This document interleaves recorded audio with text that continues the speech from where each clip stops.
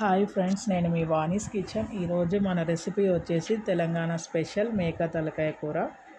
పసుపు ఉప్పు వేసి శుభ్రంగా కడిగి ఉంచుకోవాలి. ఒక 3 టైమ్స్ బాగా కడిగి ఉంచుకోవాలి. అది వాటర్ కారే వరకు ఒక జల్లల్లో పెట్టుకోవాలి. దాంట్లోకి కావలసిన మసాలా దినుసులు అన్నీ దూరగా వేయించి ఉంచుకోవాలి. చిటికెడు బెల్లం, కొత్తిమీర, పచ్చిమిర్చి, పుదీనా, ఉల్లిపాయలు,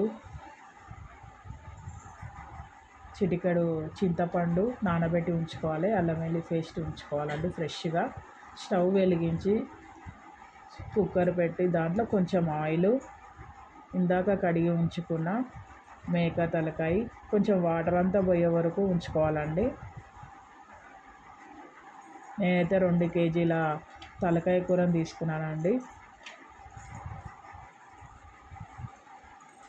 ఇది తింటే ఆరోగ్యానికి ఎంతో మంచిదండి.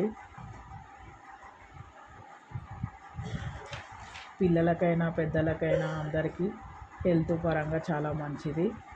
అందులో కొంచెం చిటికెడు పసుపు, ఒక చిన్న గ్లాసుడండి, కొంచెం అందులో ఒక హాఫ్ గ్లాసుడు వాటర్ కిందంగా మాడిపోకుండా. కల్లుప్పు వేసుకోవాలండి. ఒక స్పూన్ వేసుకున్నాం ముందుగానే, తర్వాత కర్రీలో వేసుకుందామండి.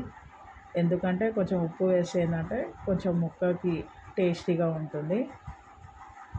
బాగా కలుపుకోవాలి. కొంచెం నూనె, వాటరు, అంత పసుపు కొంచెం బాగా కలిపి ఉంచుకోవాలి.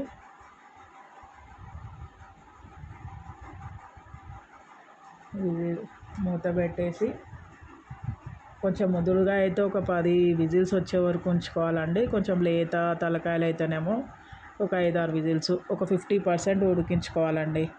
ఒక కడాయి తీసుకొని అందులో కొబ్బరి వేయించుకొని తీసి పక్కకి పెట్టుకోవాలండి. స్టార్ పువ్వు, అలానే కొంచెం లవంగాలు, కొంచెం జీలకర్ర, అలానే ధనియాలు. స్టవ్ స్లిమ్లోనే పెట్టుకోవాలండి. అన్నీ ఇంకా దాల్చిన చెక్క, మసాలాలు అన్నీ వేసి దూరగా వేయించుకోవాలి. కొంచెం స్లిమ్లోనే పెట్టాలి, ఎందుకంటే మాడిపోతే స్మెల్ వస్తుంటుంది. అందుకని దూరగా వేయించుకొని ఒక ప్లేట్లో ఉంచుకొని చల్లారబెట్టుకోవాలి. ఎమ్మటే మిక్సీ పడితే ఏమవుతుందంటే స్మెల్ వస్తుంది. చింతపండు పిసికి పెట్టుకోవాలండి. విజిల్స్ వస్తున్నాయి. నాకు ఒక 9 విజిల్స్ వచ్చాయండి.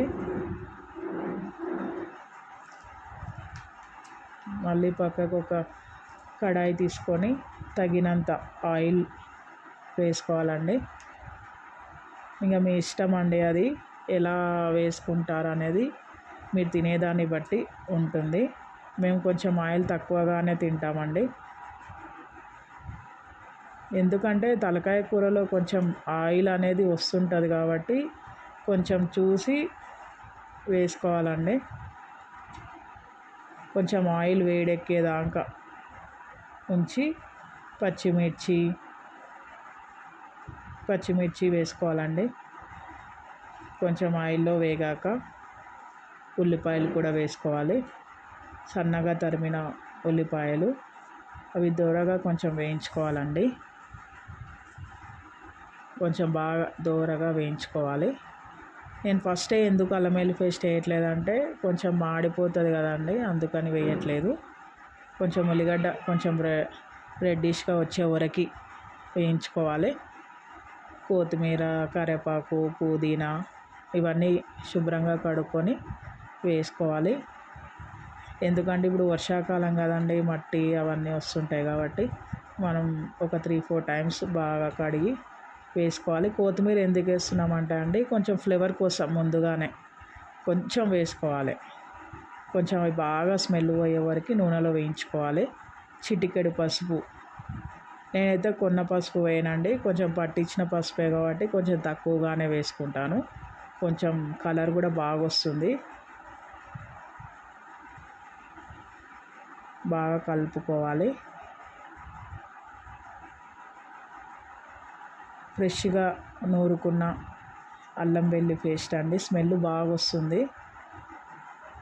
నాన్ వెజ్ చేసేటప్పుడు ఏంటంటే కొంచెం మంచిగా ఫ్రెష్గా దంచుకొని వేసుకోవాలండి.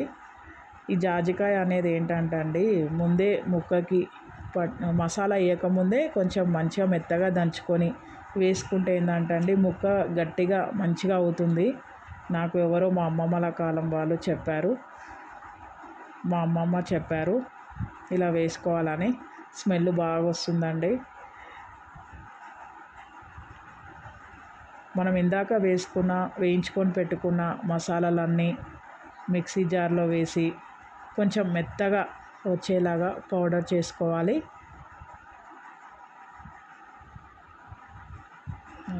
చేసి పెట్టుకున్న పౌడర్ ఉంది కదా అండి, మెత్తగా అయిందో లేదో చూసుకోండి. నేను ఇప్పుడు చూస్తున్నానండి విజిల్స్ ఓపెన్ చేసి ఉడికిందా లేదా అని చూసానండి. కొంచెం కింద ఆయిల్ వేసుకుంటే ఏంటంటే కొంచెం కింద గిన్నె మాడకుండా ఉంటుంది. ఇందాక చేసుకున్న దాంట్లో వేసి ఉడికించాలండి.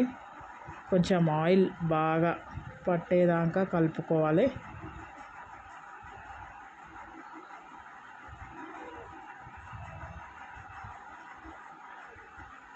ఒక 5, 6, 7 టేబుల్ స్పూన్స్ కారం, ఎందుకంటే మాది కొంచెం పట్టించిన కారం అండి, కొంచెం స్పైసీగా ఏం లేదు, నార్మల్గా ఉంటుంది కాబట్టి కొంచెం ఎక్కువగానే వేసిన.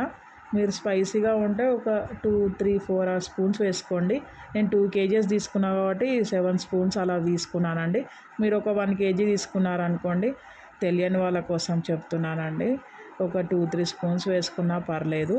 కొంచెం సాల్ట్ వేసుకోండి, ఎందుకంటే నేను ఇంతకుముందే ఉడికించిన దాంట్లో సాల్ట్ వేసాను కదా, నేను అందుకే ఇప్పుడు మళ్ళీ ఒక 1 స్పూన్ తీసుకున్నాను.